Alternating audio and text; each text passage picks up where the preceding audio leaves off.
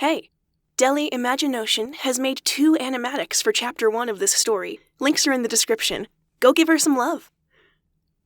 Dave's Broken Diamond Club, written by Unda, voice acted by Nerdhilistic. Hello, my name is Jay, pronouns they, them, theirs. Hi, I'm the Princess Cow 25, pronouns also they, them, theirs. Don't let the princess fool you. The princess is non-binary. Hell yeah. Also, fuck you. Alright. Always a good caveat to include. Yeah, why not? Perfect. I'm M, he, him, his. Chapter 5, Little Things, Pamplemousse. Top 5 Pale Confession Songs as voted by readers.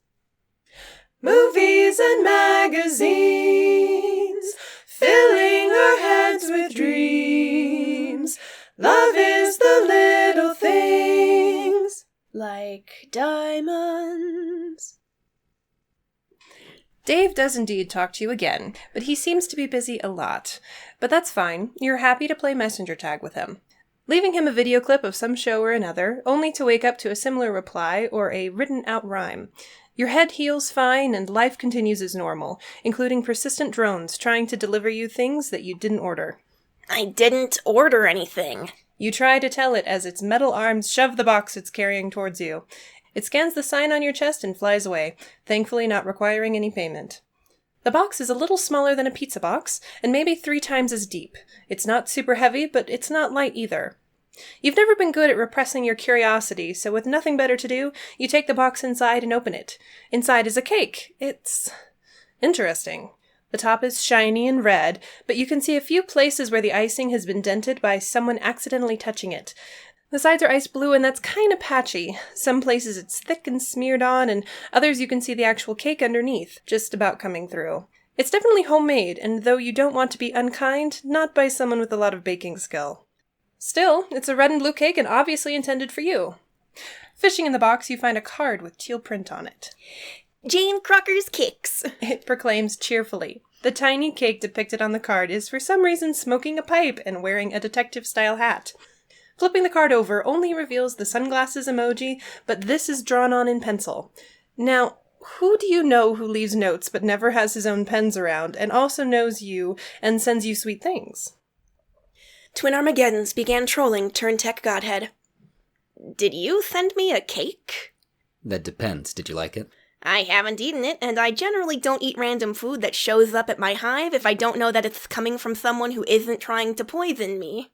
Who would want to poison you, man? You have no idea how many people I piss off online. People you pwn in games?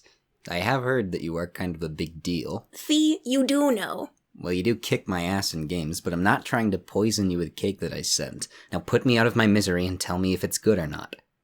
You lower your palm husk and eye the cake. You should probably get a proper plate for this and not just eat it out of the box like an animal. You grab the proper equipment and cut yourself a pleasingly bicolored slice. Despite the decorating being less than professional, the inside is actually really nice, and it actually tastes pretty damn good. You don't even know why you're critiquing the outside at all. This isn't Baker Be Cold. You're not the head you decimator and executioner Mary Berry. Dude, I'm dying here. Help me. You're the most dramatic person I know. False. We both know Carcat. Good point. Did you make this whole thing? Welcome to the Dave Choose Your Own Adventure novel. If you liked the cake, skip to A. If you did not like the cake, skip to B. A. Yeah, man, I made the whole thing myself. Barely had any guidance at all, and it's my first ever cake. Aren't I impressive? B. I was clearly massively sabotaged by Jane, who gave me directions and supervised me. Blame her instead. Option C. The tsunami swallows your party whole. Start again. Oh, no. It's a really good cake, though. But you know it's not my wriggling day, though, right? Although, if you didn't know that, you still can't take the cake back. I've licked it, now it's mine. The law is old as time. Also, I knew that. I just wanted to send you one. Can I ask why? Wow, man. Can a guy just hit up a friend that runs a baking business, get lessons on how to bake, then make and ship a custom cake to another guy just because he wants to or something? I didn't know it'd be like 9 million questions or whatever. I'm sorry. I saw Kaw's head reel back, just realizing what was getting said, and I couldn't contain my laughter. I fucking love these dorks. It's not gay or anything, man. Just two dudes sending cakes. No homo. I just know you like sweet things. So hetero. 'Cause I'm sweet on you. Handmade cakes. Yes. Okay, can you take the whole... Yeah. Wow, man, can't a guy just hit up a friend that runs a baking business, get lessons on how to bake, and then make and ship a custom cake to another guy just because he wants to or something? I didn't know it'd be 9 million questions or whatever. Maybe I just know you like sweet things. Maybe I had a secret desire to bake that's never been mentioned before now. Did you think of that, huh? Maybe I was possessed by, like, cake-baking woodland fairies or something. Man, cake? What cake? TLDR. Man, that's cold. I like the cake. Your palm husk pings and vibrates on the counter, and you frown when you see that it's another chat messaging you instead of Dave. Carcinogeneticist began trolling Twin Armageddons. It's a really great day to be me. Or it's supposed to be, at least. Why is that, Carcat, I hear you ask? Well, it's because I was able to get my mate Sprit to agree to stay over for a whole 24 hours. We're going to watch movies, play games, eat together, and now that I've been able to nail his overly social ass down for some time with me, I may even nail him too. But then why am I trolling you, you ask? Gee, I fucking wish I knew! Yesterday, I was bombarded with questions about your taste in food, and the whole time he's been here, he's been distracted, and now you're trolling him, and he is literally pacing around my respite block, muttering nervously to himself.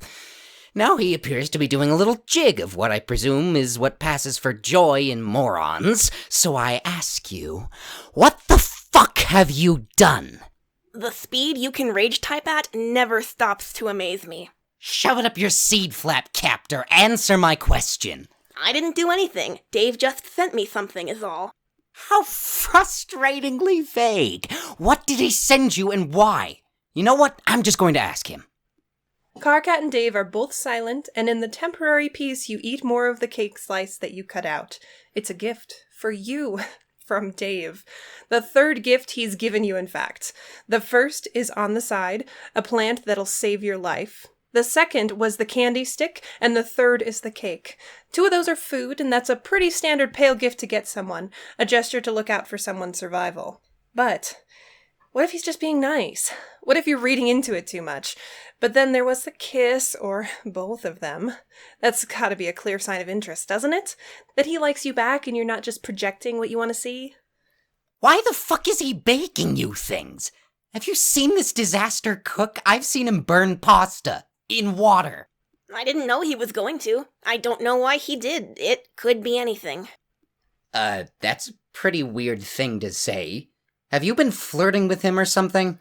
Probably. I'm sure my worthless feelings are just oozing out of every disgusting pore on my body.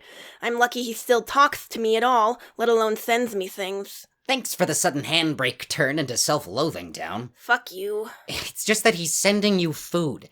Food he made himself, when that's something he's bad at. It's just notable, is all. You are still interested in him, Paleways, right? I have no intention of muscling in on your flush, thanks. I wasn't accusing you of that. Also gross, I didn't need to picture that. I meant more like, are you still interested in him and you've not got over your crush or anything? But I think it's pretty clear that you've got over jack shit. Interesting. Well, great. Now you sound like Rouge. Why would you insult me like that? That's just uncalled for. Did you have a point you were getting to? Dave messages you again, and you feel safe enough flicking away from whatever torrent of bullshit Carcat is going to unleash on you to check the other message. Oh, hell yeah. I'm glad you like it. You should go to town on that thing. I'm sure hella psionics like yours burn through so many calories. I mean, I know if I do enough of my ninja shit, as you called it, I end up a black hole of hunger. Well, shit, that's concern for you. He's nudging something tasty and high-calorie your way because he's concerned that you don't eat enough to sustain your awesome powers. That's pale as fuck! Oh, shit, Carcat is still messaging you. Ignore him. Talk to Dave instead. Yeah, I've probably paid for the local pizza place to outfit their whole current fleet of delivery drones, TBH. They do good pizza, though. Ah, shit, I gotta go. Carcat is wringing out his whole rage gland in the audio equivalent of one of those splatter paintings. I should really sample one of his tirades at some point for my music. How would that even work? Hey man, IDK, but I gotta find a way to work a clip of him saying that your head is so far up your own nook that every time you talk your freak tongue perforates your fetid seed flap. Direct quote there. I guess I'll stay with my cake and you can enjoy your imminent hearing loss. And thanks. Nah man, I'm glad you like it. You grin to yourself. Maybe you can actually be active in this thing now. Make a real move. Ask him to be your... oh no. Moirail. Moirail? Moirail. Moirail. I thought it was Moirail. Moirail. Moirail? Moirail. You grin to yourself. Maybe you can actually be active in this thing now. Make a real move. Ask him to be your Moirail. But, well, if you're going to do that, you should also respect his other quadrants too. I didn't read any of what you just sent to me. I just scrolled down. But you can have your mate spirit back now. I'll leave you two alone. You're the worst, but thanks for that, I guess. Fucker. Carcinogeneticist ceased trolling Twin Armageddons. The next night, you eat cake and think of how to approach Dave about your feelings. The feelings you suspect may well be reciprocated. After hours and hours of back and forth with yourself, you finally message him. Twin Armageddons began trolling Turntech Godhead. Hey, thanks again for the cake. It's really good. Are you doing anything tonight? Maybe we could hang. Kind of needy, kind of forward, but you're going to risk it. You wash up your plate and cover the cake up in its box, but when you return to your palm husk, Dave hasn't replied. Well, whatever. You distractedly play a game of Mutual Cooperative Group-Based 2, which you have absolutely maxed out all the skins for. You're focused enough on your open chat with Dave that you end up losing. I guess you're busy. You can come over whenever, though. Door's always open, after all. Hours pass, with still no word from Dave, and you've gone from anxiety to self-loathing to irritation at him and back around to anxiety again. So naturally you cave and message Carcat. Twin Armageddons began trolling Carcinogeneticist. What's going on with Dave? He's so dumb sometimes, I despair. What? I mean, the thing is that he's not actually stupid. He's smart when you talk to him enough, and I say that and then he goes and pulls a stupid move like that. It's absurd. Pulls what? I have no idea what's going on. I've not heard from him at all since I told you I'd leave you two alone for the night. Really? Yes, and I've been trolling him ever since I woke up, and he's not answering me at all. Huh. That's weird. Well, maybe he didn't reply because he's a dumbass. We went around to John's to play games, and long story short, those idiots ended up on one of John's balconies with a back-and-forth argument about whether or not they could both make a jump from one to the other. John, in a rare display of reason and critical thinking, said no. I said no, and Dave evidently tried to improve the mutation rate of the gene pool and jumped anyway. He missed and landed bad on his arm. He didn't break anything through a sheer goddamn miracle, but he said he knew a friend with medical skills who'd patch him up, so he left early. Holy shit, is he okay? Unfortunately, he's still a dipshit, but yeah. I think he used his stupid brain powers to break his fall. He's fine, really. Shit. Okay, I'm going to troll him again then. Alright. Not sure why you're telling me, but okay. Have fun with that. Twin Armageddons ceased trolling Carcinogeneticist. Fuck, he's hurt. Of course he is, just when you're thinking something bad of him. It turns out that actually something is really wrong. Also, you may just strangle him when you see him next. He's a mutant. He can hardly go to a regular medicaler, or he'll be found out. He shouldn't be risking his health just for dumb stunts like that.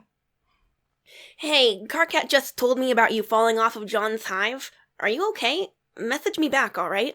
Also, don't jump off of people's hives. Holy fuck, what is wrong with you? You figure you'll leave your messages there. There's starting to be an awful large buildup of yellow in this box, and desperation is hardly a good look. In fact, you know it's ruined people's chances with him before, so you'll try to be cool. Carcat wouldn't be so relaxed about it if he was badly hurt. He'd be calling himself terrible names for not stopping him and blowing up how awful things were going to go. The fact that he's just calling Dave a moron reassures you that everything is really okay. When daybreak comes, you try to go to sleep. You really do, but you keep dozing and then jerking awake to the imagined sound of notifications from Trollian.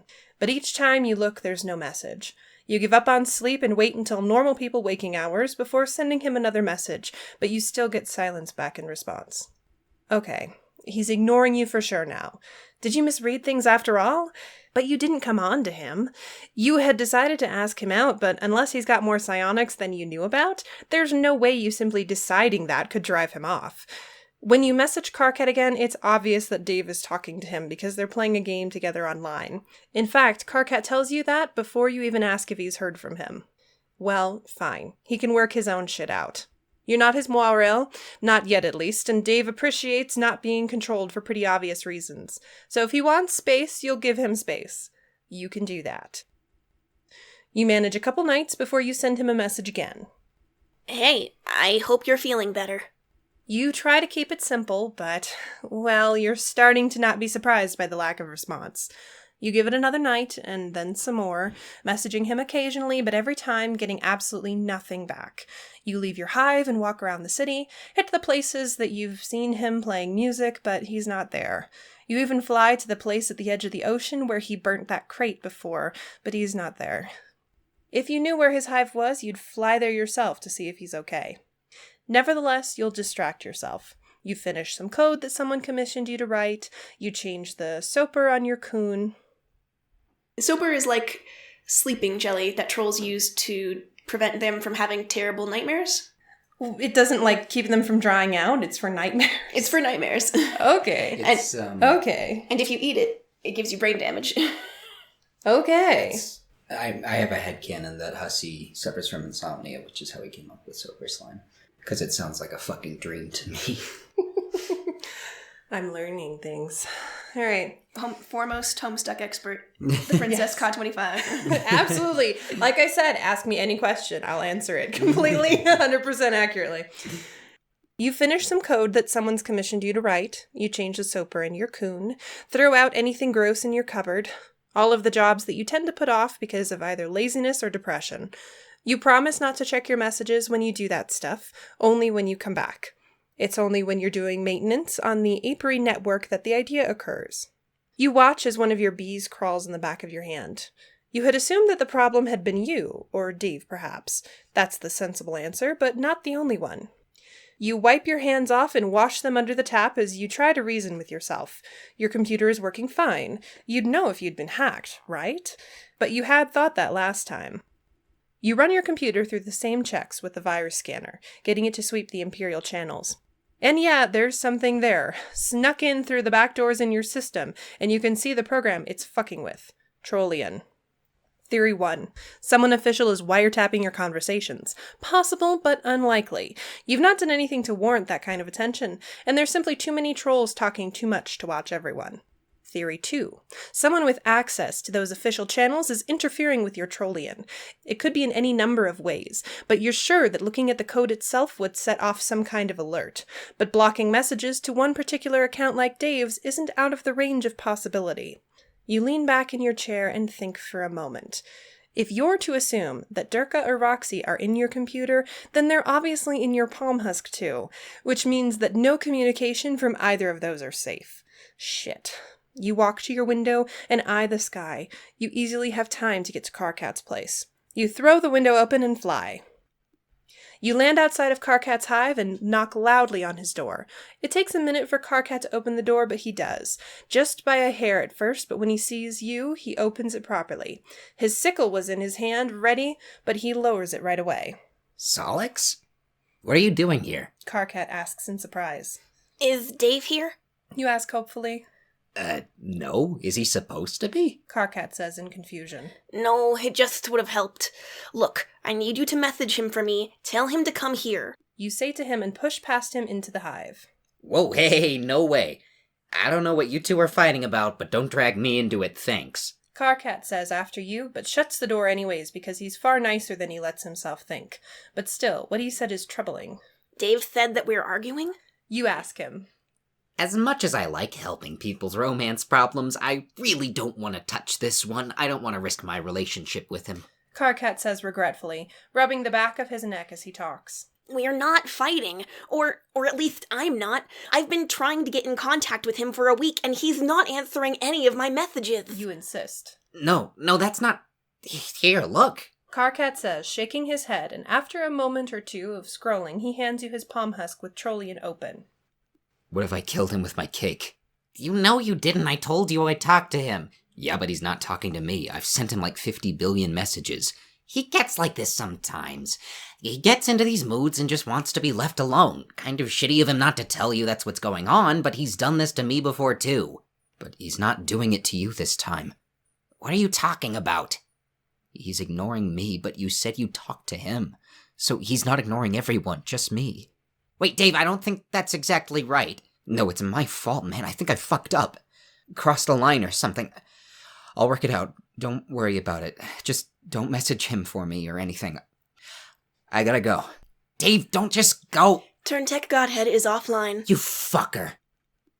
I knew it. He's not getting my messages, and I'm not getting his. That motherfucker! You hiss and scroll right to the bottom. Dave is online now, so you start typing.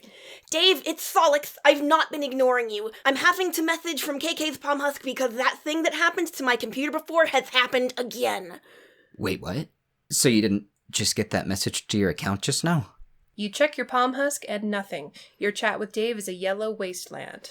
No, there's nothing there at all. You should come to Carcats. That's where I am.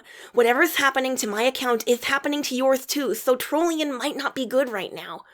If he is in my system too, I am going to do an acrobatic pirouette off the fucking handle and into a rage canyon, I swear to fuck. I'm not that far away. Give me half an hour. It wasn't you. You're not paranoid. You didn't drive him away. It was Durka fucking with you. You've never been so relieved to be hacked in your life. You hand Carcat his Palm Husk back. Oh, gee, thanks. Am I allowed this back? No, by all means, just make yourself comfy here. Break into my hive, steal my Palm Husk, message my mates, spread on my devices. Go for it! What the fuck are you two on about anyway? Carcat bitches, glaring at his Palm Husk. As he reads, his frown only deepens. At this point, you're starting to get worried about his eyebrows damaging his actual eyeballs, because they look about ready to climb in there. That's so gross! That's such an image. I love that. Unda, you're wonderful. What the actual fuck are the two of you talking about? What's wrong with your computer and Trollian? Who's the person Dave's talking about? Carcat demands. I can't. Ask Dave, see if he tells you. You say with a helpless shrug. You said you weren't going to tell people about Durka, so you're going to stick to that. But given that Dave has gone offline and you're not going to budge, it makes the half hour before Dave arrives pretty goddamn tense and awkward. You thank your lucky stars that Crabdad isn't around lumbering about the place and setting you on edge. Your Lucis is dead, but Carcats is still around sometimes. He checks in now and then to see that Carcat's okay, but you know that Carcat suspects he's looking for a new grub to raise now that Carcat is basically entirely independent. You didn't think that was likely back when Carcat was the only guy with his blood color that you knew, but now you're wondering if they're more common than you first thought. Either way, it's just the two of you until a hammering sounds from Carcat's front door. Carcat opens it. It's getting close to daylight, but not so much that you're worried for him, but enough that you're glad he wasn't further away. Dave strides into the room, but halts when he sees you. Dave! You say dumbly, scrambling to your feet. Solix. He replies. Carcat! Carcat interjects angrily. And now that we all know who we are, tell me what the fuck is going on! Dude, shut up. Give me your Palm Husk, man. Dave says to Carcat, and then you. He holds his hand out, so you unlock your Palm Husk and hand it to him. Dave scrolls through both, looking from one device to the next as he presumably compares your messages through time. He starts to pace, and you can hear a mean growl working up in volume as he goes. He did this deliberately. He probably read all of this. Dave hisses, and the hair on the back of your neck starts to prickle. And as Dave paces, you can see a haze of neon red starting to trail from behind his shades, and little pops of color flare in the air around him. You've never seen his usually minimal psionics flare up like this. He's such a fucking hypocrite. I can't even... Dave snarls and throws your Palm Husk back at you with a little more force than he probably meant, which thankfully is no problem for you, but it's still alarming. Hey, Dave, no, it's okay.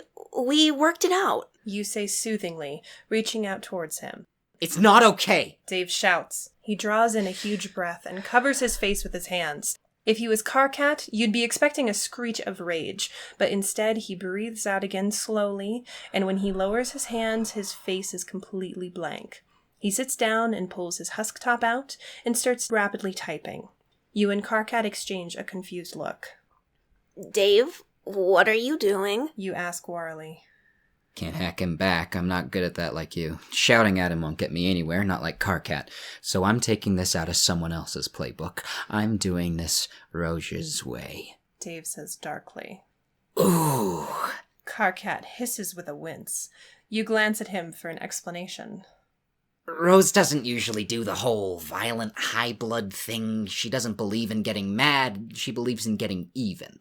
With interest, usually. Specifically fucking someone's life over with all their own mistakes. Karkat explains. Oh.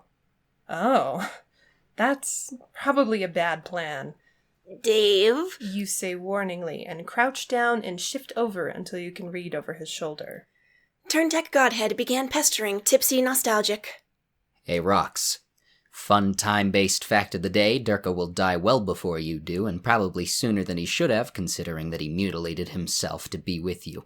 Also, your mate Sprit once told me you were more fun when you were on soporifics. Holy shit! Dave, you can't do that! You gasp, but Dave is already opening another window. Turntech Godhead began trolling Golgotha's terror. Hey man, I think you should probably talk to Jane about how much we've been hanging out lately. Why? I just don't think it's fair for Durka to ask me to grub-sit you just so that you stop bothering Jane, all because she wants to spend time with Roxy. Like the three of them shutting you out isn't cool, you know? Turntech Godhead began trolling, Timaeus testified. Come find me when you're done dealing with that shit show, you fucking coward. Before any of them can message him back enough to get his attention, he stabs his husk top with a sword that he rips from his strife deck and then glares at it furiously. What the fuck? Karkat gasps. See how he fucking likes it. Fuck with my life, I'll fuck with his. I'll be on the roof. Dave says and breezes past you both and heads up the stairs. What just happened? Who is he talking about? What's going on? Answer me, you waste of skin! Karkat demands, rounding on you now that Dave is out of his rage range. A guy he knows hacked me, and presumably him too, to stop us messaging each other. You explain. You should tell him something, at least, rather than showing up and having this drama at his place with no explanation. Someone hacked you?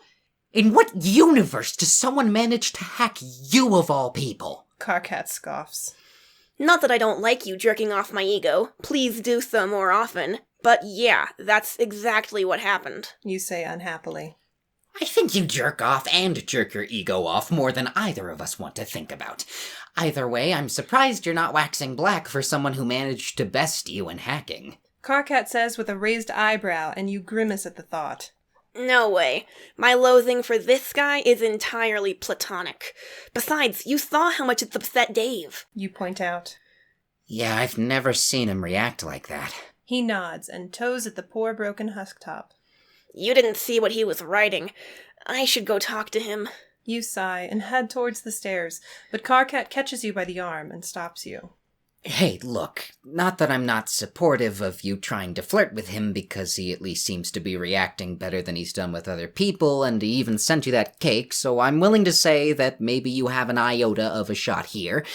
But he's clearly really pissed off and upset, and you aren't actually his moirail, so you can't just go up there and pap him. Karkat warns you.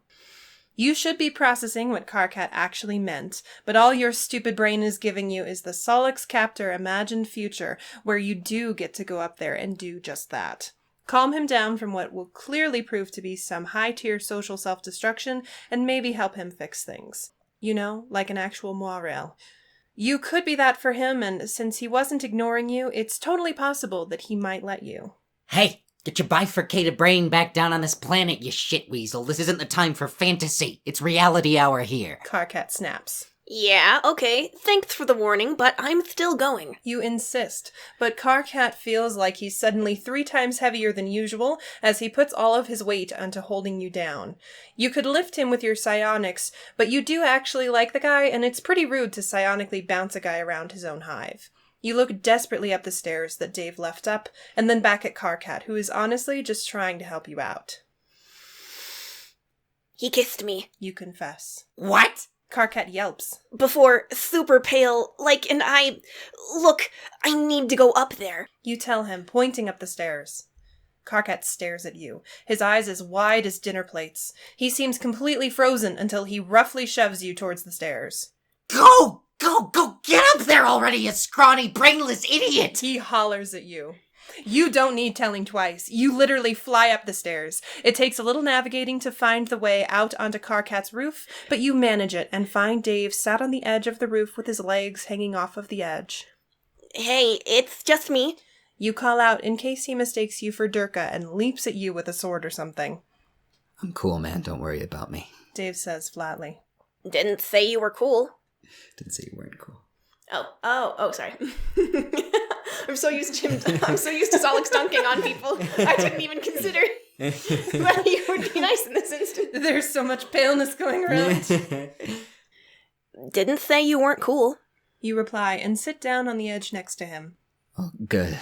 At least we have that squared away. Can't have misrepresentations like that flying around. Dave mumbles.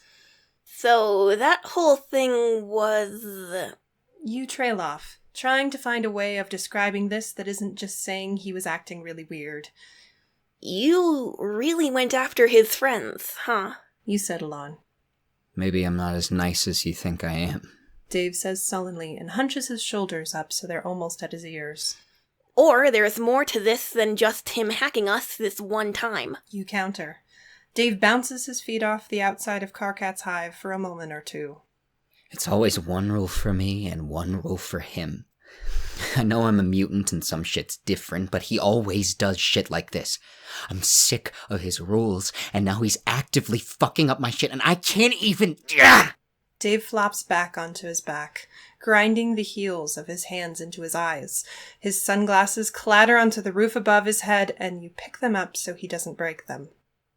Have you tried actually talking to him about how he's a huge tool? You ask, hanging his shades from the collar of your shirt. He's not actually a huge tool. Well, he is, but he's not. Dave says with a sigh. Clear. You scoff, and he kicks you in the knee. He's trying to help. He means well. I know that. But this is just too much. I've had enough. Now I feel kind of guilty for what I said to the others.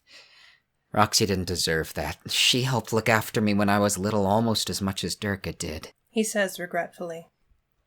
Apologize to them later, maybe? You suggest. Yeah.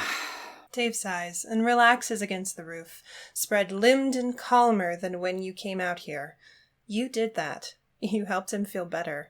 Your throat catches a little as you swallow. I'm glad you're not ignoring me. You say quietly, and Dave looks over at you immediately, his brows drawn into a worried pinch. Same, man. I thought I'd fucked up. Thought I'd said something or the kick was too much and... He trails off. No, it wasn't. I thought that I'd said something. Or you'd come to your senses and worked out that I'm not the kind of person you want to have anything to do with. You mutter that last part because it's something you've given a lot of thought to. Because why would Dave ever want to be your moirail? You're so much work with your broken brain, and he's not even seen the worst of what your mind can throw at you by a long shot. You're all that work for a little fucking reward. Even when you're stable, you're still an asshole. It wouldn't be unreasonable for him to just suddenly clock that, or for someone to warn him. Hey, what? No, don't say that. Dave says insistently, sitting up and smacking you on the shoulder. Rude. You don't really have anything to say to that, except arguing the point about your worth with him, which is, frankly, unattractively desperate. You look at him as surreptitiously as you can. He seems concerned, which makes sense. You're being weird, and he's a good friend worrying about you. You should tell him. You should tell him how you feel. Fuck, you know how shitty it feels to have thought you lost him. Shouldn't that make you appreciate having him more? Shouldn't it make you willing to take that risk? But, well, then you're back to whether you're worth that. There's a whole slew of people with the same kind of fluttery pale feelings that you have for him. Shit, they've all known him longer than you have, and they're probably a better fit for him. Goodness knows that he hangs out with enough high bloods to be in a position to pacify their rages, and they have the means to help him financially if he needs that. At the very least, they could give him a long-term roof over his head. But no, you've done that, and you've been the first to convince him to sleep in Soper. You could have a shot. Maybe. Possibly. You look at him again, with his shades hanging from your shirt instead of on his face. You can catch the concerned narrowing of his eyes as he makes eye contact with you. Hey, what's wrong? Dave asks. Shit, no, you can't do this. You certainly can't do this now, not with everything that's happening in his life. This isn't a movie. There's a time and a place for this sort of thing. You're asking me that when we were on Carcat's roof because you're waiting to fight a guy? You ask incredulously. Like you said, man, I'm just waiting. You look kind of like your think sponge just blew out. Dave says, raising an eyebrow. Blue. You echo. Hey, there's something you hadn't considered until now. Another reason not to do anything with Dave. What if Vriska took you over again? Doesn't Terezi have a pale thing for Dave? Wasn't she in that group? You've long suspected that Vriska had pale designs on Terezi, so what if she pulled her old trick on you? Got Dave out of her way and made you miserable by taking you over again? By making you vaporize him? You know she still hates you for people hating her for what she used you for.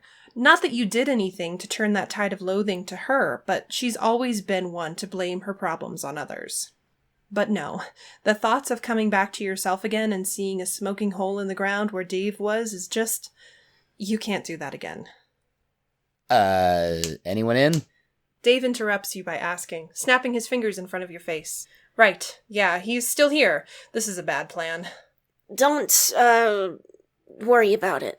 You mutter, squeezing your eyes shut and trying to clear the image of that crater in the ground from your head. Dave gets this expression on his face, a kind of defiance but protective, maybe? You're not sure. I think that you know me enough to know that you know, like, by and large, I'm real fucking bad at doing what people tell me. Dave tells you. You're pretty skeptical of that. Dave goes along with Durka's plans for most of the time, as far as you're aware. He trusted you when you injured him, and when he slept in Soper with you. So you may as well tell me. He adds. Only you telling him about what you fear is really pale. It's just the kind of thing you shouldn't be doing if you're wanting to keep him safe from the disaster that is you. Why do you think Durka blocked us? You ask. You're pretty sure that you already know. Durka no doubt knows how pale you are for Dave. He must have seen it in your messages to Carcat, and he obviously doesn't approve. 'Cause I'm breaking his rules. Dave says irritably. That's not the answer you had thought of, and you're about to ask what rules they are when you hear it. You look up wide-eyed at the sky and see the very distinct shape of something rocket-powered flying towards Carcat's hive. Dave stands up and draws his sword, leaving you to scramble to your feet. You look up at who you can only assume to be Durka approaching, the guy who stopped the two of you talking and who apparently would have got away with it too if you hadn't thought to check his secret channel again. He tried to keep you and Dave apart, and you can't shake the feeling that maybe whatever happens here will do the same. Dave's known Durka for his whole life, near enough. You couldn't be at all surprised for him to side with that guy instead of you, nor would you blame him. So you've not got time left to debate about whether you should subject Dave to the frankly bad deal that is your whole being. Subtle is for people who don't have a madman on a rocket flying at them. Dave. You say hurriedly, grabbing his arm. I pity you. Dave stares at you in shock. Fuck, not the overjoyed reaction you were hoping for. I'm embarrassingly pale for you. I know you don't. You hesitate, looking up at the incoming living missile. You can make out Durka's face now, just about. Do you want me to stop him? I can stop him if you want, alive and unharmed even. You don't have to fight him. You assure him. No, I gotta fix this, man. And maybe then we can... Do you really feel... shit, no, I gotta do this. Get out of here, and don't get in the middle either. I'm not sure that I can defend both of us. Dave says, shaking his head. You don't point out that you don't need his help defending yourself, but you're also not going to leave him alone up here. All the same, you can stay out of his way. You back up towards the door, and when you get level with the wall, you just wait. Durka swoops in, leaping from his board at the last second, and flying towards Dave with his sword drawn. You hold your breath and watch as they fight, swords clashing together and coming apart. Behind you, there is the thundering sound of short, angry trolls sprinting up too many stairs. You throw your arm out and basically clothesline poor Carcat as he comes out to the roof, sickles drawn. Who the fuck is that? Get the fuck off my roof! Carcat hollers at him. That's the guy who hacked me. You answered, not taking your eyes off the fight. You're pretty sure the guy isn't trying to kill Dave, but he sure is mad. But if he'd wanted to kill him, there were numerous opportunities already that he hasn't taken. But you'd been quietly guarding them, focused on his blade and ready to halt the fucking thing in midair if he tried.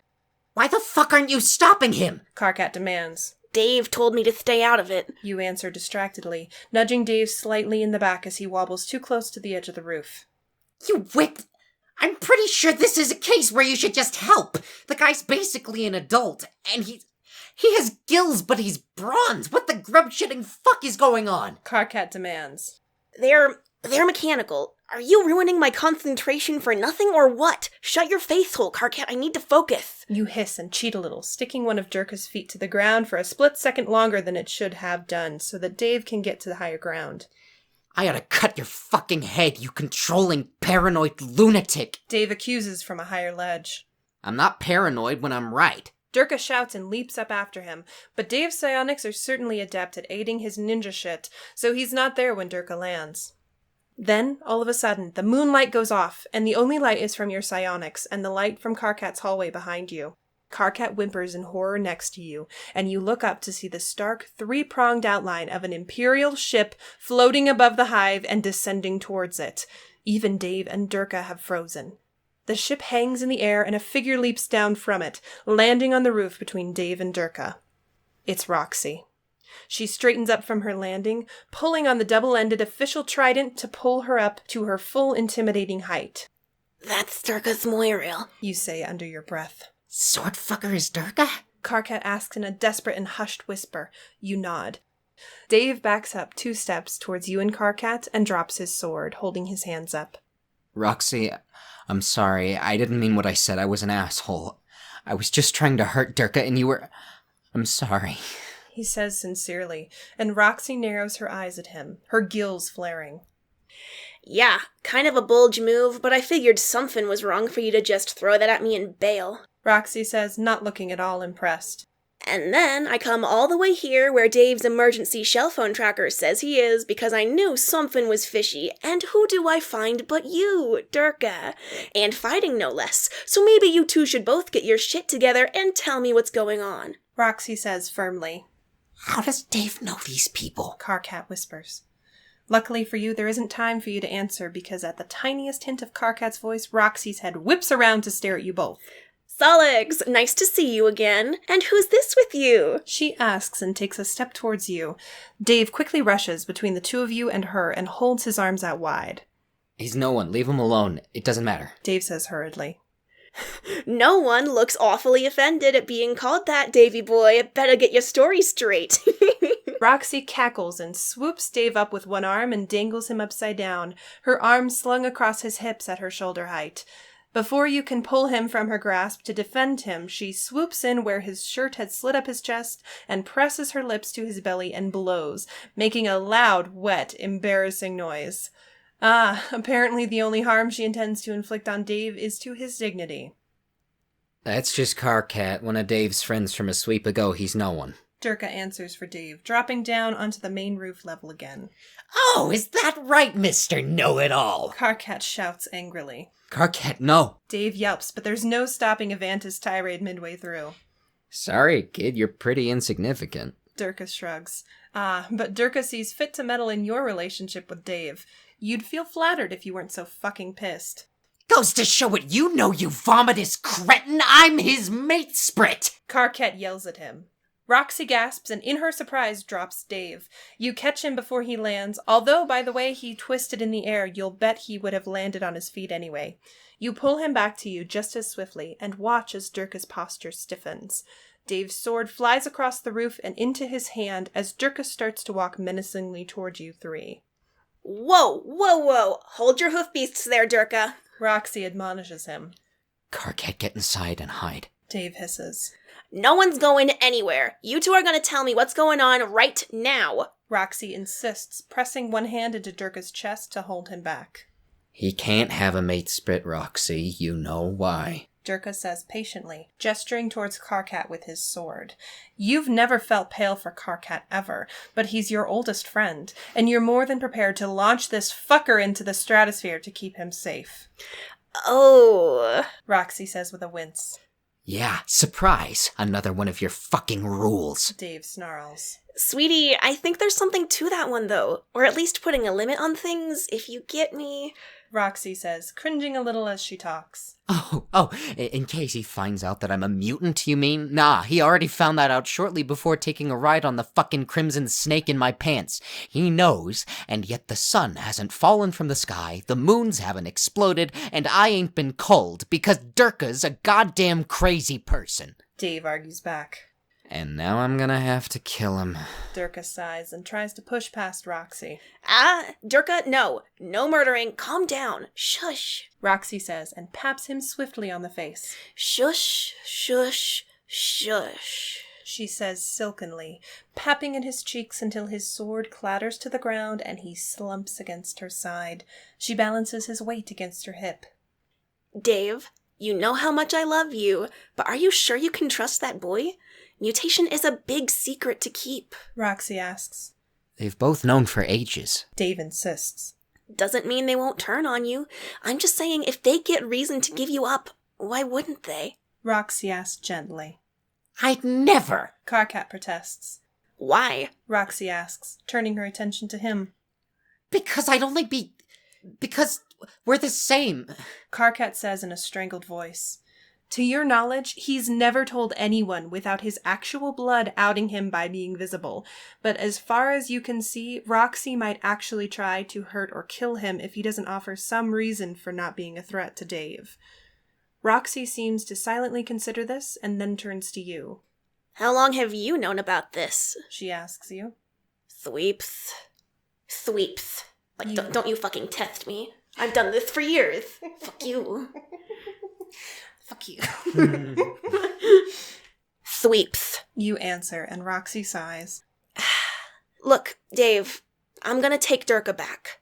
Tell him to stop interfering, that you're not in danger, but just 'cause you're not doesn't mean... Roxy trails off and looks at you significantly. Dave looks back at you in concern. Durka's my Moira. It means I know how he thinks and the dumb things he'll do to protect the people he cares for. He's mine, and those are my responsibilities now. Just know what you're asking for, yeah? And think about if you're really being fair, alright, kiddo? Roxy says, cradling the side of Dave's face with her hand. She gives you one last look, and then bends down to catch Durka's leg under one arm, so she's carrying him against her chest. She presses something on a remote, and the two of them float up towards her ship. A moment after they vanish from view, the ship moves on. What the fuck? Karkat whispers.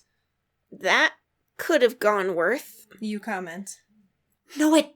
Who the fuck was he? Who the fuck was she? How do you know these people? Why were they after you? Dave, you tell me what the actual shitting fuck is going on! Karkat screeches. I can explain. Dave says defensively. Good, you do that. Karkat shouts. Can we maybe do that indoors before the sun comes up and cooks us all? You suggest, looking up at the rapidly brightening sky. Karkat hisses furiously and shoves you both inside, slamming the door after you. You fuck off. You start talking. Karkat demands, pushing you towards the stairs and then grabbing Dave by the neck of his shirt. Oh, fuck. You're not getting in the middle of that argument. You scuttle downstairs and try not to listen to the muffled strains of arguing that drift down to you, though it's Karkat's voice that carries. You sit on Karkat's lounge plank and clasp your hands together nervously. From the muffled yells of, You secretive globe-fondling bastard! and, Keep me out of the loop, why don't you? You're guessing that you can pinpoint Karkat's particular grievances with the whole situation, though you cringe whenever you hear your own name echo down the stairs. You try to distract yourself on your husktop, combing it to be sure it's free from Durka's influence, but you've still got an ear on the dispute above. Right about when you think it's getting circular, you hear a loud bang of furniture being knocked over and a yelp of alarm. You're on your feet before you can think better of it, but when you catch the sound of a strangled, Oh, God! coming from up there, your face darkens, and you figure that the two of them landed on a better way to settle their grievances. Karkat. You want to do oh god differently? Yeah, I do. But when you catch the sound of a strangled, Oh, God! coming from up there, your face darkens, and you figure that the two of them landed on a better way to settle their grievances. Karkat always did like Dave pitch as well as flush. From then on, you really try to distract yourself, even going so far as to put earphones on. Now you know that no one's likely to be booted out of the hive and into the sun. Not that Karkat would ever do that. Instead, you focus your attentions on Durka. You've always tried not to pry, but evidently Dave's personal life is going to show up no matter what. You search the government systems that you can get into for records on him. You assume his last name is spelt like Dave's, and you're right. His old address is out in the center of a dead neighborhood, but even he is listed as no longer living there. Instead, the current residence of that hive is listed as Dave. Curiously, you peer at Dave's very obviously doctored records, showing him as a tested rust blood. Either Durka hacked his records, or Roxy used her sway to alter them, or perhaps both. Either way, Dave doesn't live as far from here as you thought he might. What is curious is how far away from any other living person his hive is, but he's not out in the middle of nowhere like Tavros is. No, it's a suburban lawn ring, just like Karkat's, only no one else lives there now. Even the next lawn ring over is running it only about a quarter full. You'd bet that his Lucis is behind that. Above you, there's a slamming door, and half a minute later, Dave comes down the stairs, tugging his shirt down. It's inside out. You point out, noting the tag sticking out of the back. Ah, fuck. Dave hisses and pulls it off. You can see quite a few bright red claw marks on his skin, but none of them seem to be actually bleeding. Karkat was frustrated, obviously, but he knows the lines not to cross. You're glad that the two morons in your life settled on something reasonably healthy with each other. So, did you hear all that? Dave asks awkwardly, and you tap one earphone to prove that you were trying very hard not to. Oh, good. Dave sighs and drops onto the lounge plank next to you. I got kicked out. He's still hella mad at me for not telling him about Durka, Roxy, and my Lucis, so I gotta sleep down here. Dave says unhappily. Don't you always sleep down here? You ask, raising an eyebrow. By choice. Being banned is totally different. He argues. You close your husk top and set it aside. Dave looks upset, but you doubt that he wants to talk about it. Or at least not yet. It's really bright in here. Dave mumbles and gets up again. He's right. No one drew the blinds, and thankfully Karkat has the filters on his windows that keeps the worst of the light out. It's still really bright out there. He starts fiddling with them and darkens the room, clearly nervous and antsy as he does it. Want to watch something? You offer, and his shoulders sag in relief. He nods, and you put on something mindless. Takeshi's Feudal Building of Games. It's a dubbed East Alternian game show where contestants have to survive stupid obstacles to reach the final level and storm the final fortress to win. It's fun and stupid, so when Dave settles at your side, the two of you can just chill a little. Before too long, Dave slumps against your side, and your body thrills at the contact of his soft cheek pillowed on your shoulder.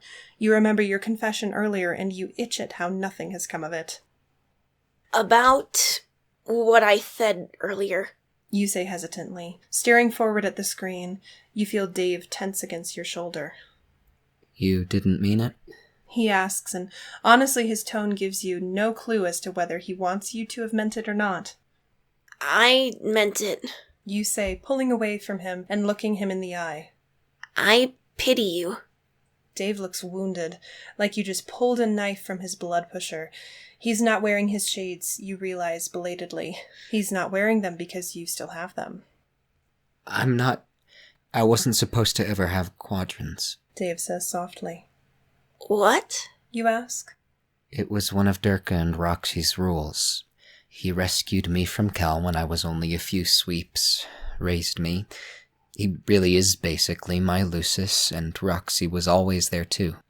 They told me what I was, that I shouldn't trust people with it because they want to call me. Only Karkat is unexpectedly fine because he's the same as me. Dave says, and you watch as his claws dig into the fabric of the lounge plank. But I'm not, you conclude. Roxy was saying about responsibilities and asking for things, and I can't do that. I can't be your Moriel. Dave says miserably. Just hearing those words is like a punch in the gut. You want him so badly, so to be so plainly turned down is unbearably painful and humiliating. But you have to know. You're sure that he can see the pain on your face, and he looks no happier about it than you are. He even turns away from looking at you, like he can't stand to. Why not? You press him, and Dave looks up at you. He sighs and shuffled around until he sat completely on the lounge plank, one leg tucked under himself and the other bent so his knee is pressed to your thigh. Look, I'm mutant trash. He begins. Hey, don't talk about yourself like that. You interject, and Dave shakes his head and waves your concern off. I don't hate myself for it, it's just a fact. Most people would call me for it, and that's just how it is. Point is, I'm never getting off of this planet. Roxy and the rest of them are planning a revolution, overthrowing Condi and the fucking hemo spectrum. That'd get me off planet if only she manages it and I'm not dead by then. And I don't just mean from the drones and undead and shit that's waiting to kill me when I age out and have to go into hiding here, but who even knows what my natural lifespan is? Durka will probably be dead by the time the hemo spectrum is, if not before. Dave explains. Depressing. You say. Ain't it just? But point is, I've got that whole expiration date, and through sheer luck, I run into the other guy with the same one, and we've not talked about it, but he's as fucked as me, and sooner or later he's gonna be hiding from drones just like me. We'll probably stick together, or I hope so, at least. Dave says that last part uncertainly. He won't abandon you. You tell him, and Dave looks away but smiles softly. Unfortunately, that smile fades pretty quickly. I was never meant to have quadrants, but Karkat's an exception. I can't fuck his life up by being in it because he's automatically as fucked as I am. But you... Dave trails off. He looks over at you again, and his look is soft and full of pity. You can leave. You can get off this stupid rock and you won't be a battery either. And you're brilliant. You're so hella smart. You can do anything. And if you're still around, if and when Roxy breaks the hemo spectrum, then there's nothing you can't be. But you've got to leave the planet to do it, and I can't go there. And I can't ask you to stay. I'm not going to ruin your life. So I can't be your Moirail.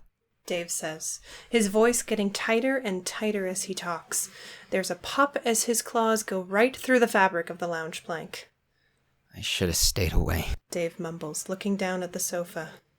I'd never felt like that for anyone, and I should have backed off and just bounced, but I wanted to. And you got me and Karkat together, and I was never supposed to... He babbles, his voice hitching in parts.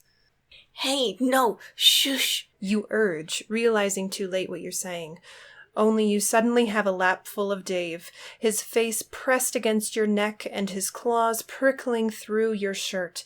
You curl your arms around him because your pale crush of the century just literally threw himself at you.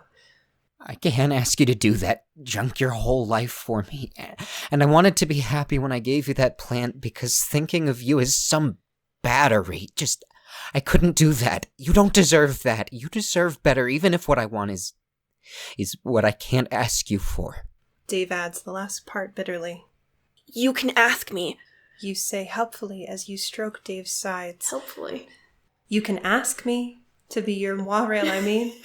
And the answer would be yes if you did. I love your sass. Thank you. Yes. You can ask me to be your Moirail, I mean. And the answer would be yes if you did. You say helpfully as you stroke Dave's sides. He makes a frustrated noise against your skin and reaches up to flick you in one of your smaller horns. Don't say shit like that. He reprimands you, turning his head so his face is no longer against your neck. You're supposed to not be a battery, to go and be amazing. He tells you. I think you're giving me too much credit. I'm not as good as you think I am at anything. You warn him, and Dave huffs and sits up in your lap. Fuck off. He snorts, and something in your chest flutters. He's just flat out refusing to engage with your negative shit, which is probably what you need. Logically, you know that, but your mouth chooses to double down on your own hoofbeast shit.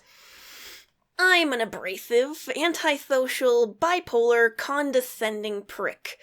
As much as I appreciate you getting me out of service as a battery, I'm not sure I'd be happy in Imperial tech support for stupid, hemocasist assholes.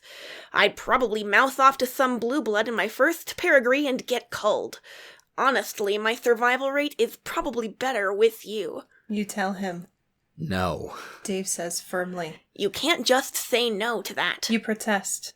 Can. He insists. You can't just ignore what I said. You've not seen me at my worst. You don't know how terrible I am. They'll call me just as sure as... Your words derail as Dave presses his fingers to your cheek and almost drums his fingers there. He switches from papping your cheek to stroking it, sliding his fingers along your skin like you're the record and the buttons on his turntables. He certainly plays you just as well. Your think sponge fizzes and the two of you slump down onto your sides on the lounge plank as soothing calm fills your system. I thought you didn't want to be my Moira. You say, slow and sleepy. I want to. Really want to, just can't. I'm sorry. Dave apologizes, his fingers stilling on your skin. You blink at him in a daze, and he really looks conflicted. Kinda mixed messages. You mumble and turn your head to kiss the delicate inside of his wrist. You could bite him, sink your teeth in, and spurt his mutant blood everywhere. It'd probably kill him. And yet he's letting you press your lips to the thin skin there, even as your fangs brush there too. He trusts you, and you'd rather die than hurt him. Sorry, Dave whispers. You abandon his wrist in favor of very carefully papping his face back, reveling in the way he goes loose and pliant for you. He could say no or push you away, but if anything, he's squirming closer to you. You don't know what this is. Undeniably pale, of course, but if he doesn't want... If he refuses to be your moirel, is this a one-off or a friends with pale benefits situation? It's hard to hold the worry in your head with Dave being so pale with you, and it all gets lost in your fingers on his face and his on yours, drowned out by the thrusting thud of his... Thrusting! Oh god, alright! Oh. Wrong quadrant! Wrong quadrant! You have salacious actions. That got steamy too quick. Ooh. It's hard. We're adults. Oh, we're adults. Doing adult things. Woo. It's hard to hold the worry in your head with Dave being so pale with you, and it all gets lost in your fingers on his face and his on yours, drowned out by the trusting thud of his pulse against your mouth, your teeth, and claws. The two of you sleep tangled together, blissfully dreamless and peaceful, but it does wake you when he squirms out of your grasp late in the day.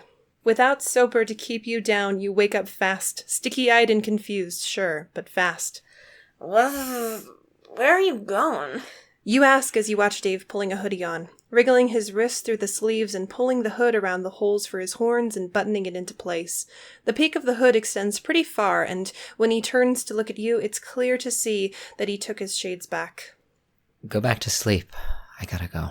Dave whispers and pulls gloves on. It's still light out. You say, sitting up and looking at the brightness coming in from outside. It's fine. Dave says and tugs a bandana up over his nose. This must be how he always leaves people's hives. Before night has even set in, he's gone. Well, where are you going?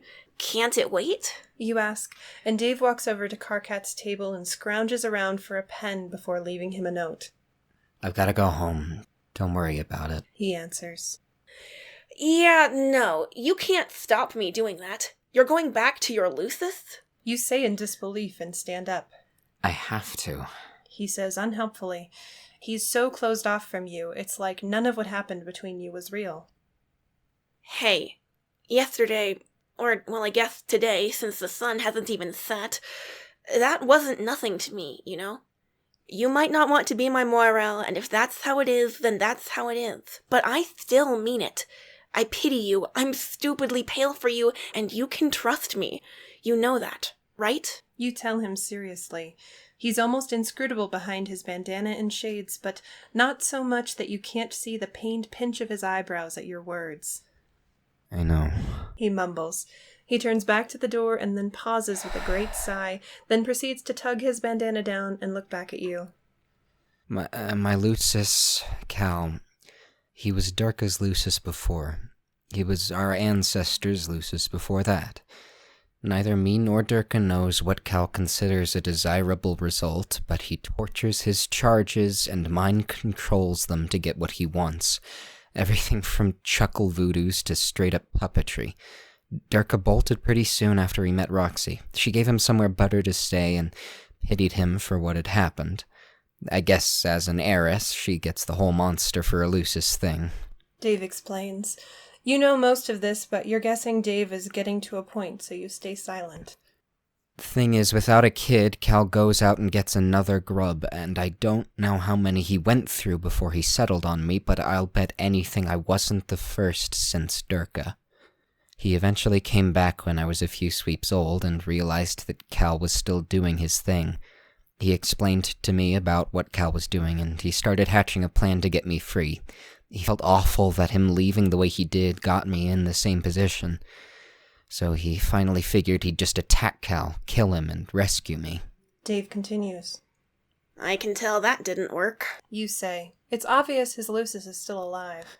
You know how protective Durka is of me. He was way more like that when I was actually little and pretty helpless. But the thing is, you can't just kill Cal.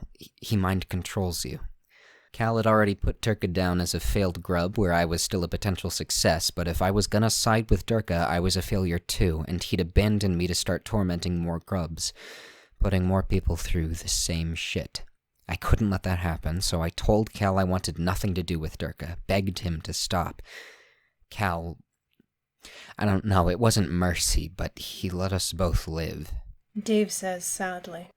Just like that? You ask, feeling skeptical. He made it clear to Durka that if he ever came back, he'd kill me and then him, in that order. That's how this happened. It was a warning. He made him do it. Dave says, raising his hand to his partially amputated horn. Sparks shower from your clenched fists. There's no way Durka could have stayed around to repair that injury, so Tiny Dave must have had to take care of himself. After that, I came up with a pattern. As long as I go back every perigree or perigree and a half, Cal doesn't go looking for more grubs. I tried to stay away with Durka for longer, but I came back and had to rescue a grub and then stay put for nearly 2 weeks to stop him looking for it. If Durka goes there, we both die, and I can't kill Cal on my own. He takes control of me if I act against him at all. Dave shrugs. So let me help. I could... You start, but Dave rounds on you, his expression fierce. Don't you dare come anywhere near my hive. If I take anyone there, he'll think I've brought them there to kill him, and he'll kill us both. The more experience you have with that kind of control, the weaker you are to it, and I won't do that to you. He hisses. But I don't have to get near him to laser him. You argue. You don't always know where he is. He's sneaky and fast, and he doesn't always need to touch you either. He's just as strong as Vriska. And I won't do that to you. I won't let you wake up by another crater in the ground covered in red blood. He says sharply. His words are like a punch right to your blood pusher, but there's no malice in Dave's expression, only pity. He grabs a handful of your shirt and leans in to kiss your cheek, right where he had before and where he had repeatedly earlier. Don't do that shit, alright? Cal will try to fuck you up with whatever you're most afraid of, so just stay away from him. Now I gotta go. I'll see ya. Dave says, backing off. He tugs his bandana back up over his nose, and then, with most of his skin covered or shaded, he opens Karkat's front door and walks out into the blistering sunlight. You touch your cheek and groan, stumbling back to the lounge plank and falling down face first on it. Your mind churns over everything Dave told you, about Durka rescuing him only to have to let him go back to Cal all over again. No wonder the guy is crazy. His head was fucked over for who knows how many sweeps, and then he basically becomes a Lucis to this kid, only to maim him when he tries to free him. You're pretty sure Durka is protecting Dave out of guilt as much as anything else these days. But you hate that Dave is in that situation, and you simply can't deal with it. Well, you won't. You try dredging up the self-confidence that mania gives you, and failing that, you can still hear Dave's assertion that you're brilliant. So yeah, you are, and you're not going to take this. Surely murdering something isn't hard work. People murder things all the time. There's got to be a solution that you can think of for this. Are you okay? I'm good. I was like worried it was tears for a second. Just like huddled on the floor, trying to contain feels. Too many feels. People murder things all the time. It's fine. It's fine. It's too many feels. Lucii are animals, right? So maybe you can ask Tavros to just walk the thing into a bomb or something. But maybe being able to mind control things gives it immunity, and then it'd take it out on Dave when you got back. So, bad plan. More direct then. Unfortunately, due to you being mostly sane, you don't have a shitload of weapons at your disposal, but you do know someone who does. You grit your teeth and remind yourself of Dave's broken look when he talked about Cal, of the pain it causes him.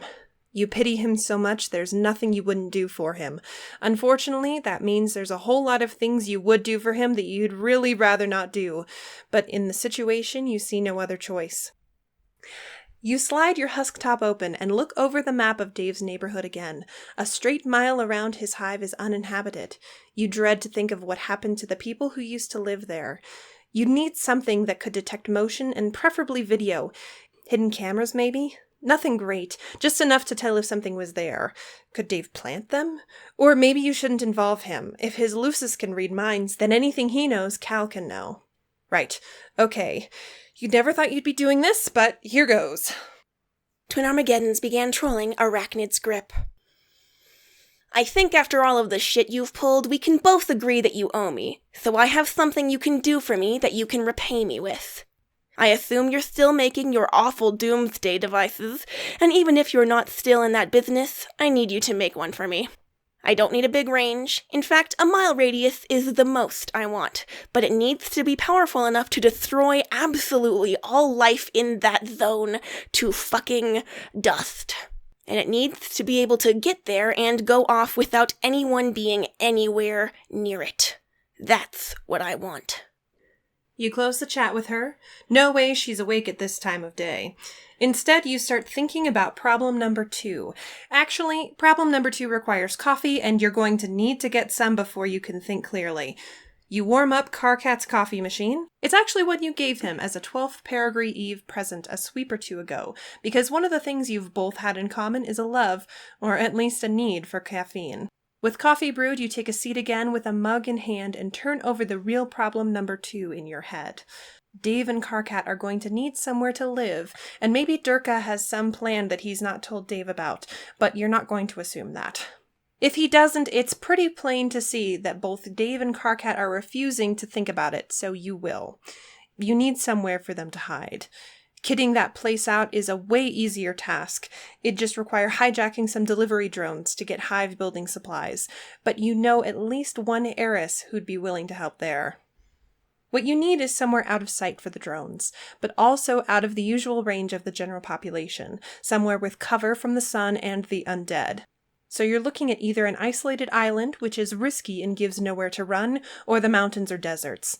Deserts are pretty full of the undead, but forests aren't great either. Mind leeches make zombies, but the ones in the forest don't tend to live long, or, well, live. They're bad at navigating obstacles, and local fauna are more than happy to eat them still. But the desert, where it's big and open, and they can pursue prey until they're too tired to run, is perfect. So mountains, maybe. A cavern or cave system, ideally. You could make your own, but that would draw attention, but then it wouldn't be on a map like an abandoned jade blood colony would. Decisions. You lean back against the lounge plank and start scrolling over maps as you try to read and decipher the data, but eventually it becomes too much for you to process.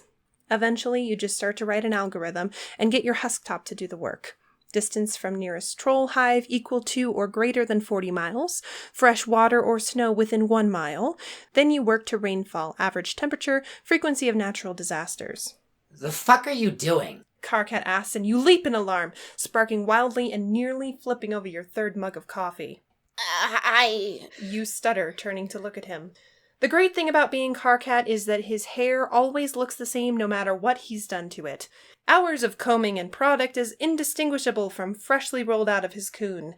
You probably still look a mess, like someone has been running their fingers through your hair for ages. Because, Dave did that when you were on the edge of sleep. I'm working on something. You tell him. Okay. What? Karkat asks, and then glares. You track where he's looking at and see Dave's note written in gray pencil on the back of some junk mail.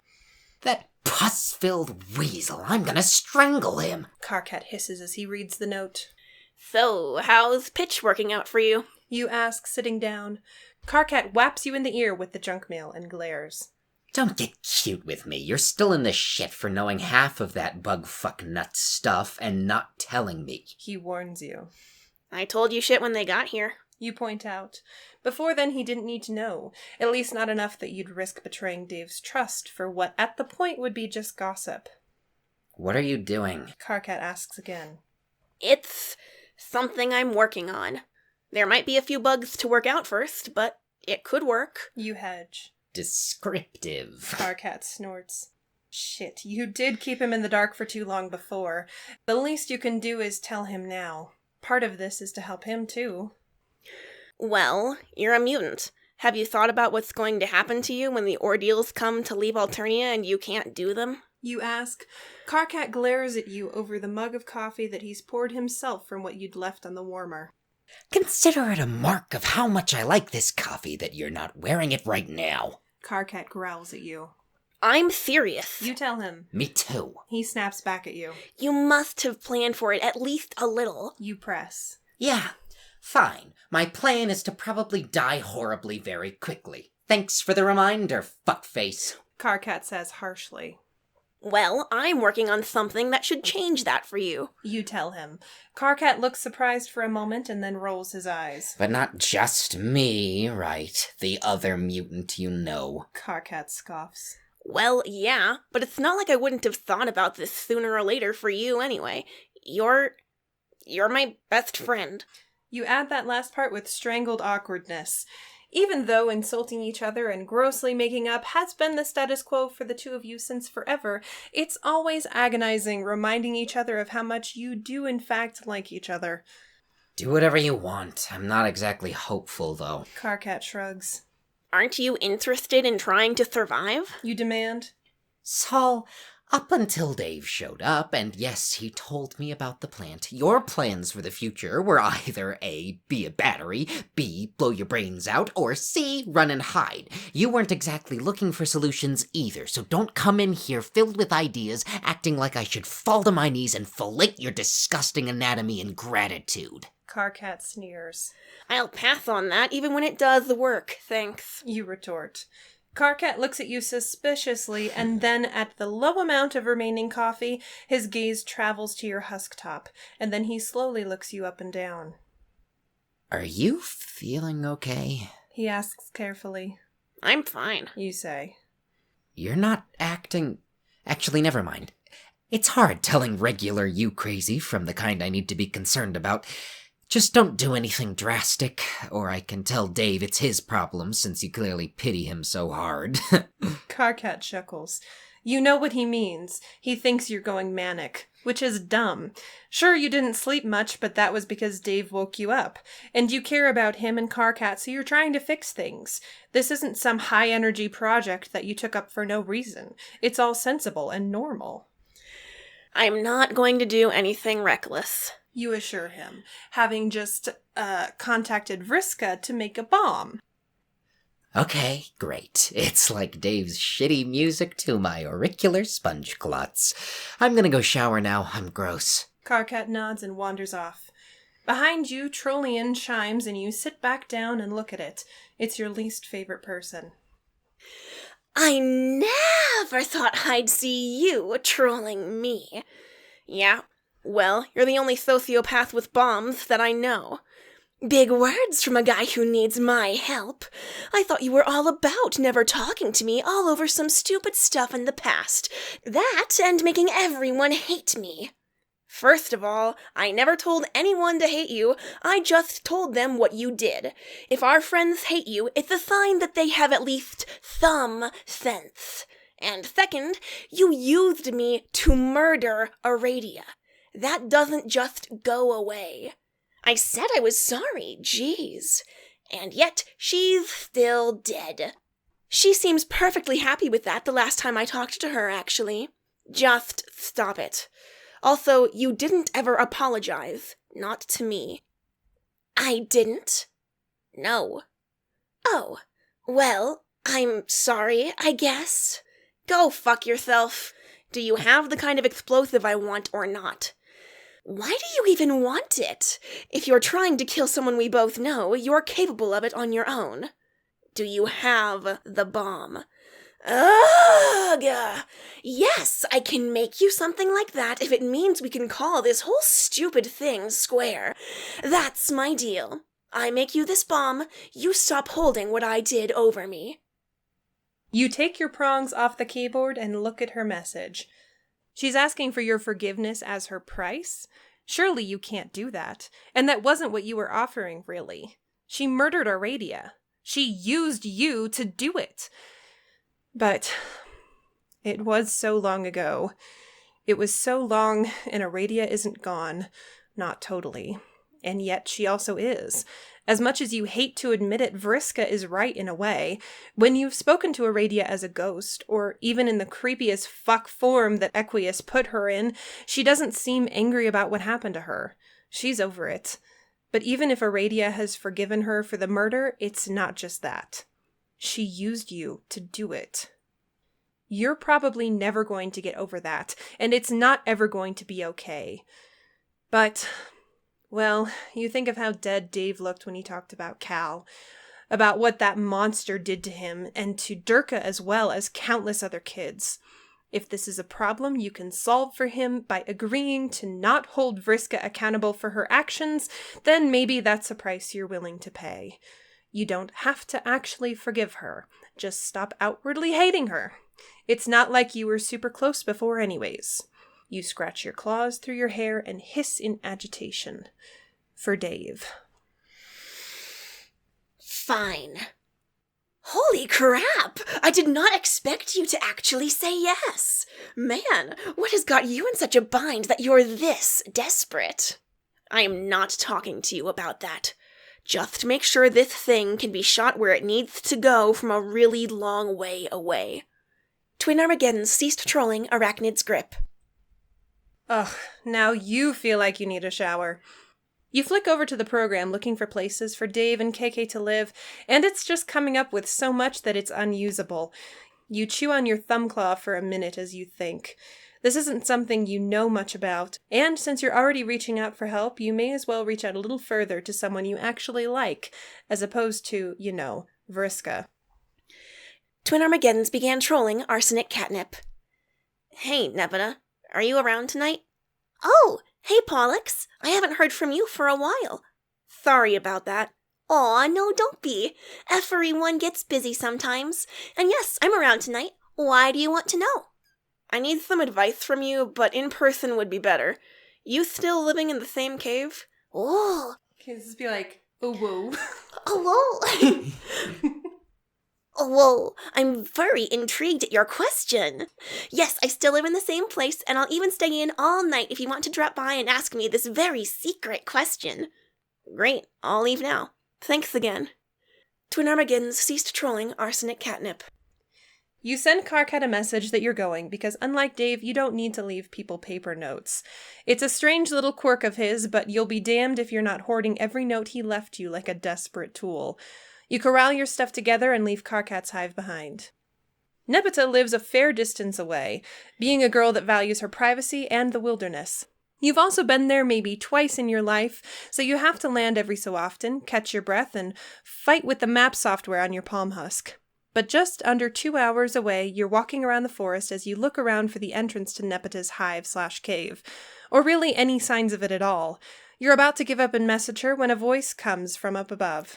The mighty huntress stalks her prey. You jump and spin around to see Nepeta crouched on a tree branch above you.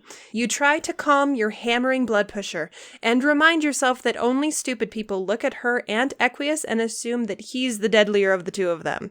If Nepeta wasn't your friend, she could have leapt down and killed you before you even knew she was there. Psionics be damned. Hi. You say a little breathlessly.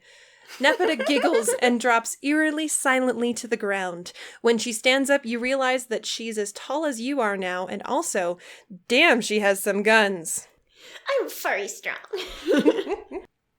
Come on! I'm so excited to hear about whatever you have to ask me! Nepeta chirps and walks off. You follow her, and she leads you into a hidden cave with paint and shipping grids all over the walls. Nepeta drops into an animal hide stuffed chair and gestures to another for you. You get a little closer and realize it's made from the stuffed skin of a collar bear. Fucking hell. Nice. I don't remember what collar bears look like, but they are like one of the common... Bigger. One of the apex predators, yeah. One of the things that trolls reference a lot when shit's getting way too real. Beautiful. So, I was hoping you could look at something for me. You say and open up your husk top. You close down anything you don't want her to see, including your Trollian with your recent chat to Vriska. Instead, you pull up your mapping program and hand it to her. Nepeta crosses her legs and pulls a lock of hair into her mouth, which she chews on as she thoughtfully looks your program over. Her claws tap on the metal of your husk top, and you hear the scrape of them as she moves over the trackpad. You're suddenly conscious of how much shorter you keep yours, so that you're able to deal with your bees properly. Nepetas are all for survival. Your eyes roam over her walls, and you look at the area for confirmed ships. Vriska Diamond Terezi, Nepeta Diamond Equius, Equius Heart Aradia. Your heart sinks a little at that one. You're also surprised to see other people on there too, though. Roge Heart Kanaya, Carcat Heart Dave, and right next to that, Carcat Spade Dave. When you get over to theoretical ships, you notice that she has Dave pale with damn near everyone. Not you, though, but then how would she know? You're not bitter. Maybe a little. Something tells me you're not going camping. Nepeta says quietly, and you look back to her in alarm. You hesitate. You're looking for somewhere to live, for somewhere to hide. Avoiding drones is a crime, you know. Nepeta says slyly, and your blood freezes. Did you make a mistake by coming here? Oh, fuck. You're fucked if you did. Even if you have to kill Nepeta to escape, there's 100% chance that you'll spend the rest of your short life trying to run from Equius, who will be determined to punch your skeleton clean out of your body. There's no way she didn't tell him you were coming. You are fucked. Relax. I'm just curious as to what's so important you'd risk that. Nepeta says, waving a hand airily. You falter. But this is Nepeta, so you just flat out tell the truth. True love? Nepeta makes a delighted squeak, her grin taking up half her face. Tell me what you need. Tell me everything. Nepeta demands, flapping her hands excitedly and reaching out for her paints as she nearly knocks your husktop to the floor as she tries to scramble to her wall to write your name down. I need a place for 2 people to hide. Maybe 3. Almost certainly 3. You tell her. Okay, but you and who? She asks, scribbling away. Well, you're already in this deep. Damn. You groan, dropping your head into your hands. So the third is... Oh, Carcat, of course. If Dave is staying, he will. So, wait, is this you and him, Pale, or are you Ashen here? Nepeta asks, looking around at you. She laughs suddenly, and you guess you must have made a face at that kind of insinuation. Pale it is, then. Wow, I never thought I'd have him in a confirmed Pale ship. She says gleefully. Confirmed. Your face falls and hers does as well, at least enough to take the shine off her enthusiasm. It's not like that. We're friends. And it doesn't matter. I just need to know he's going to be somewhere he can survive. You tell her. Oh. Nepeta says, pushing off from the wall and lowering her paintbrush. She walks over to you and crouches down to be eye to eye with you. That might be the sweetest thing I've heard, but you know he's kind of a diamond breaker, right? Not meanly or anything, people just go all out for him. Nepeta tells you. I'm not doing this to get him to like me. You tell her with a hiss of offense. Besides, he already likes you enough that you know he wants to be your moirail. I hope he does like you back, Nepeta says and boops your nose with her brush. She turns to her drawing and fills in the details, still putting you and Dave as pale.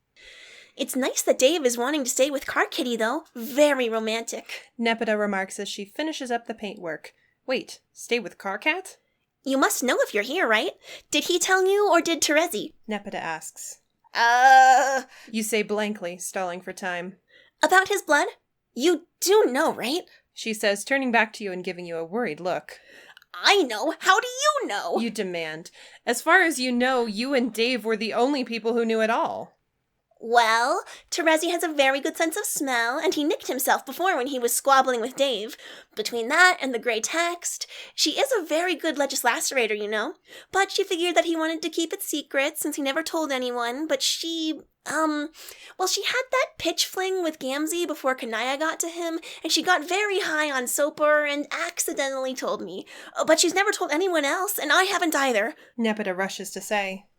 He didn't really tell me on purpose. It was an accident, too. You say. You look down at your husk top on the floor and pick at the seams of your jeans. She doesn't know about Dave. She thinks he's staying with Carcat because they're together. He's safe. You're going to have to tell Carcat later about Terezi and Nepeta knowing, but that's something you can deal with then. Though you have no doubt that he'll be annoyed. For the sake of your hearing, you might not tell him in person. You know the most about surviving in the middle of nowhere.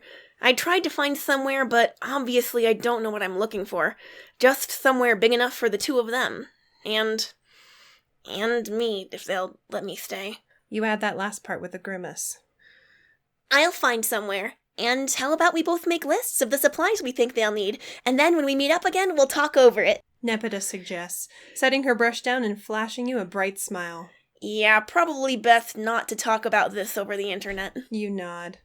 And, maybe don't mention this to Equius. He'll just worry, and it's not like I'm going to change my mind on doing this anyway. Nepeta says, and you nod. Like hell, you're going to damage your own chances of success here. And other people's relationships are none of your business.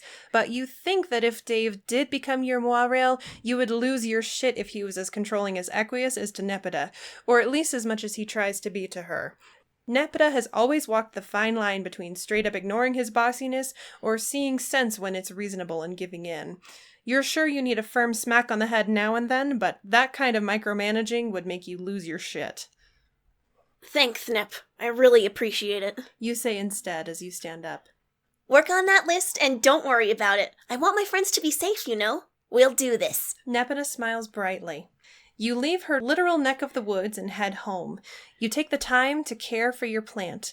It occurs to you that letting it die on purpose would somewhat solve the problem of Dave insisting that he can't be your moirail because you have to go have some bright future. But it would also be manipulative as fuck and entirely throw all the effort he made and risk he took to get it right back in his face. You want him to want you there, not just feel obligated to keep you around because he'd rather that than have you be dead. Heading back into your block, you drop down in front of your computer and take a minute to really think. Nepeta said to make a list of everything they, and maybe you, will need. You open a file and start to make a list. You cover basic things like somewhere to sleep that isn't just the rocky floor, and you work out how much they'll need in terms of clothes, and then despairingly realize that you'll have no idea how much they'll grow when they properly become adults.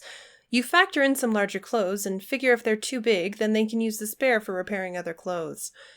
Oh, hey, maybe you should include a sewing kit and ask Kanaya about how to make repairs, and maybe if she could include that information in some kind of written format, too. You consider basic survival needs of food and water, and troll through websites devoted to trolls crazy enough to find hiking and wilderness exploring to be fun. Which, honestly, is crazy, because you only do that sort of thing if you're dangerously unhinged or unbelievably hardcore like Nepeta is. By the time your next mealtime comes around, you've changed tactics to working out just what they'd need to keep on them to survive if they had to flee from a drone and leave their hideout behind. What's the basic minimum that they would need to carry? It hurts sometimes, thinking of the two of them like this, of Dave and Carcat surviving together. You understand Dave's wish for you to drink the tea from your plant and skirt under the Empire's radar onto their ships as some regular Yellowblood would. You'd have work. You'd never have to worry about where your next meal is coming from. Maybe you could even make friends or quadrant mates up there. And there's nothing to say you wouldn't still be in touch with the rest of your friends, too. Sure, your life would be dangerous around strange adult high bloods, but you're a low blood. That's nothing new. But you don't need to be talking from your blood pusher to know that you really aren't down for serving an empire that upholds this system. Fuck them. You'd rather take your chances with Dave and Carcat. But what if they don't want you? What if you're just the third wheel to their little arrangement? Carcat used to have pale feelings for Dave, and what if they never completely merged into red? What if they just decide that all they need is each other and you burn your whole future, bad though it may be, just to be an unwanted extra to them? What if? What if? But what if it does work? What if Dave does become your moirail and you get to look after each other and spend the rest of your life with him and your best friends? What if you get to see them happy together and be happy with them yourself? The three of you bouncing off each other as you survive in your own personal fuck you to the Empire. You shake the thoughts from your head and settle on a chair, looking out the screened windows of your hive. It's day now, and no one is outside, obviously. You hope Dave is okay with his Eleusis and vow to yourself not to go there. You'll only cause more problems. He told you to stay away.